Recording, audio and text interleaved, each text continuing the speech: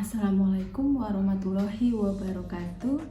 Berjumpa lagi dengan saya, Sela Faradila Pristianto, yang kali ini akan menambahkan materi dalam teori kepribadian.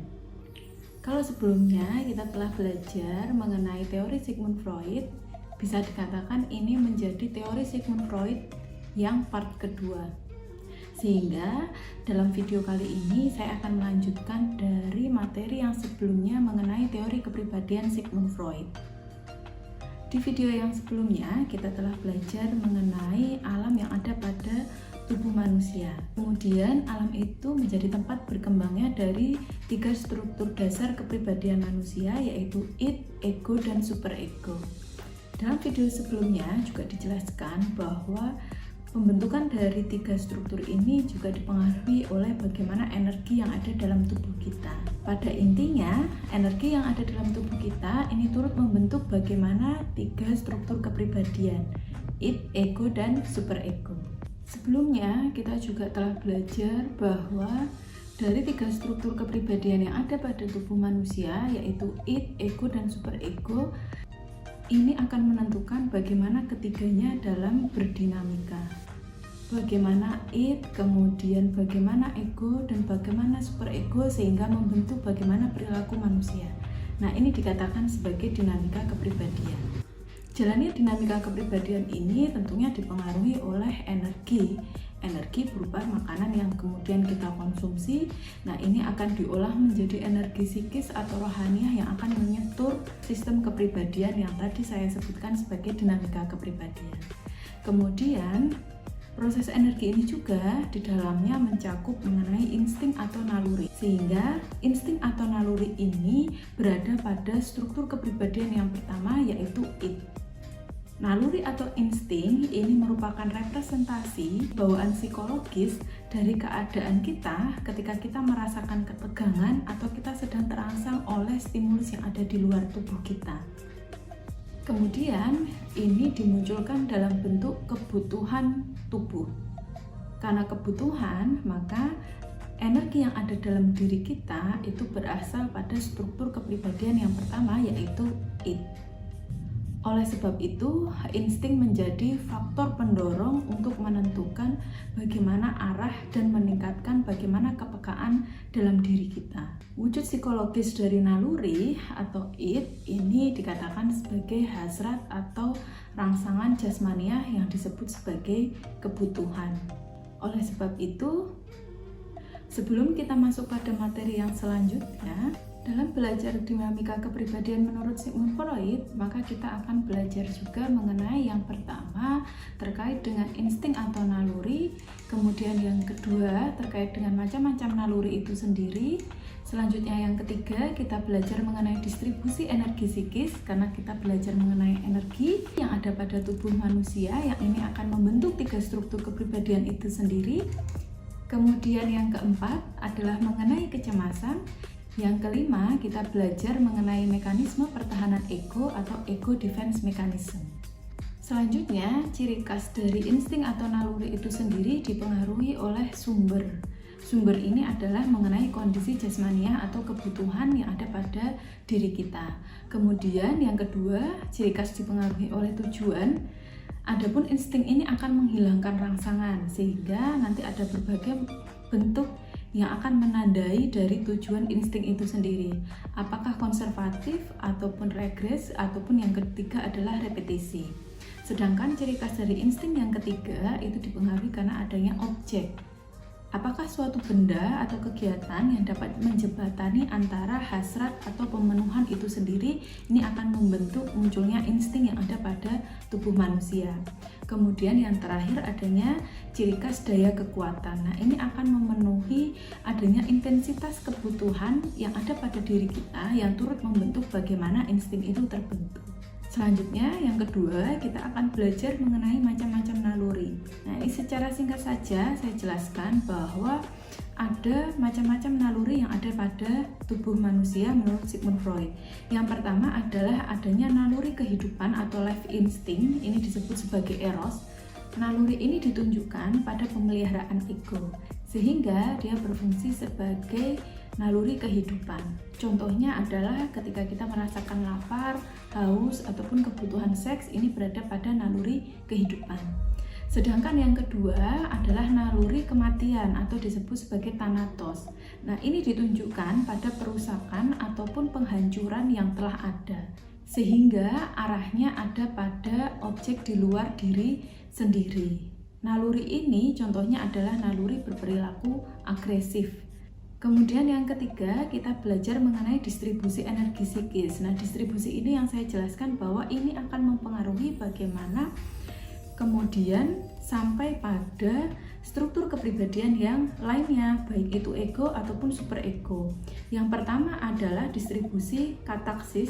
Pada kataksis itu dibagi menjadi dua, yaitu objek kaktasis dan juga ego kaktasis. Pada objek kaktasis ini dilakukan oleh id, sehingga pemakaian energi yang ada pada tubuh manusia itu digunakan untuk mendapatkan suatu objek yang bersifat displacement atau perubahan. Sedangkan pada ego kateksis ini dilakukan oleh ego, yaitu digunakan untuk mengidentifikasi adanya objek realitas yang sesuai dengan gambaran-gambaran yang ada pada keinginan id. Sedangkan distribusi energi psikis yang kedua adalah antikateksis. Antikateksis ini disebut sebagai daya kekang, sehingga energi digunakan sebagai daya kekang, digunakan sebagai pengendali. Oleh sebab itu, di sini dilakukan oleh ego dan superego. Pemakaian energi pada antikateksis itu digunakan untuk menghalangi aliran energi ke arah peredaran. Sehingga pada kateksis, karena sebagai daya dorong, maka ini dilakukan oleh id, mendorong kepada struktur kepribadian yang lainnya. Sedangkan pada antikateksis ini digunakan sebagai pengekang yang dipelihara oleh ego dan superego, sehingga kebutuhan yang ada di id ketika memang tidak sesuai dengan kebutuhan yang ada di lingkungan, tidak sesuai dengan nilai-nilai moral, ini dikekang agar tidak terjadi peredaran yang ditunjukkan pada perilaku dalam kehidupan nyata. Kemudian yang keempat, kita belajar mengenai kecemasan. Akan tetapi, distribusi energi yang dijelaskan pada poin sebelumnya, ketika itu tidak berjalan sesuai dengan yang seharusnya, artinya terjadi penghambatan, yaitu pada pendorong ataupun pada daya kekang, maka ini akan menimbulkan kecemasan. Oleh Freud, kecemasan ini sebenarnya dijelaskan sebagai peringatan atau alert yang ada pada individu agar mengetahui adanya bahaya yang sedang mengancam. Sehingga ketika seseorang merasakan adanya ancaman, orang tersebut akan siap-siap untuk melakukan langkah-langkah untuk mengurangi ancaman atau tegangan yang dirasakan oleh orang atau individu itu sendiri. 3 kecemasan yang dijelaskan oleh Freud adalah yang pertama, kecemasan realitas. Pada kecemasan realitas ini berupa kondisi di mana munculnya ketakutan ataupun ketegangan adanya bahaya dari dunia luar yang sifatnya nyata. Sedangkan pada kecemasan yang kedua adalah kecemasan neurotik. Di sini merupakan rasa takut bila muncul insting yang lepas dari kendali. Yang ketiga adalah kecemasan moral. Kecemasan moral ini muncul ketika adanya kondisi superego atau ego yang telah atau sedang melakukan tindakan melanggar moral. Sehingga ketika ego atau superego sedang melanggar nilai-nilai ataupun aturan-aturan secara moral, maka kecemasan moral lah yang muncul pada diri kita. Berikutnya yang kelima, kita belajar mengenai mekanisme pertahanan ego. Mekanisme pertahanan ego atau ego defense mekanisme ini muncul ketika kecemasan yang dirasa sangat tinggi tadi sehingga mengganggu hingga muncul ketakutan dan ketegangan, ini akan menjadikan diri kita memunculkan sistem pertahanan diri. Sehingga ketika kecemasan yang dirasakan tinggi tadi mengganggu, maka ego sedang menjalankan mekanisme pertahanannya. Oleh sebab itu, mekanisme pertahanan ego dapat didefinisikan sebagai strategi yang digunakan oleh individu untuk mencegah adanya kemunculan dari dorongan-dorongan id maupun untuk menghadapi tekanan dari superego dengan tujuan kecemasan yang muncul itu dapat dikurangi. Ada macam-macam defense mekanisme atau ego defense mechanism. Yang pertama adalah represi. Represi ini adalah berupa mekanisme pertahanan diri dengan cara menekan dorongan atau merepress dorongan pada alam tidak sadar. Akan tetapi, ketika menggunakan represi, maka akan tetap beresiko karena dorongan tersebut bersifat aktif, sehingga butuh energi untuk menahannya. Apabila energi tidak mampu menahannya, maka muncul kondisi yang tidak terkendali. Pada situasi yang tidak terkendali ini kemudian mengakibatkan munculnya perilaku-perilaku yang mengarah pada perilaku-perilaku neurotik ataupun kecemasan hingga pada munculnya penyimpangan-penyimpangan seksual. Yang kedua adalah mekanisme pertahanan dengan cara sublimasi. Sublimasi ini berupa mengubah atau menyesuaikan dorongan yang ada pada id menjadi bentuk yang bisa diterima oleh masyarakat. Misalnya muncul dorongan untuk berperilaku seksual dialihkan dalam bentuk aktivitas olahraga. Kemudian misalnya lagi dorongan untuk berperilaku agresif, kemudian dialihkan dalam bentuk misalnya olahraga bela diri ataupun tinju dan sebagainya. Selanjutnya, defense mekanisme yang ketiga adalah proyeksi. Proyeksi ini berupa mengalihkan dorongan-dorongan yang ada pada id, sikap dan tingkah laku yang menimbulkan kecemasan pada orang lain. Misalnya adalah ketika kita tidak lulus ujian, namun kemudian kita mengalihkannya pada dorongan orang lain, yaitu bisa jadi guru yang sentimen atau guru yang memang tidak mau memberikan nilai sehingga menjadi tidak lulus. Ataupun yang kedua contohnya adalah ketika seorang pekerja mengalami proyek yang gagal, maka menyalahkan bahwa bisa jadi anak buahnya yang tidak disiplin. Nah, ini adalah suatu bentuk memproyeksikan pada sikap ataupun tingkah laku dari orang lain. Kemudian yang keempat adalah defense mekanisme displacement. Pada mekanisme ini berupa pengungkapan dorongan yang menimbulkan kecemasan kepada objek atau individu yang kurang berbahaya. Contohnya adalah ketika kita merasa jengkel dengan atasan kita, maka kita mengalihkan kecemasan pada objek yang lainnya. Misalnya kemudian kita memukul benda-benda yang ada di sekitar kita. Ini suatu bentuk defense mekanisme yang displacement. Kemudian yang kelima adalah rasionalisasi. Ini merupakan sistem mekanisme di mana individu itu berupaya memutarbalikkan kenyataan, di mana kenyataan ini merupakan kenyataan yang akan mengancam ego melalui alasan yang seakan-akan masuk akal, sehingga tidak lagi mengancam ego. Contohnya adalah ketika seorang laki-laki menyukai seorang gadis, namun kecewa karena ditolak. Sehingga laki-laki tadi mengatakan bahwa gadis itu tidak menarik atau gadis itu bukanlah gadis yang baik-baik.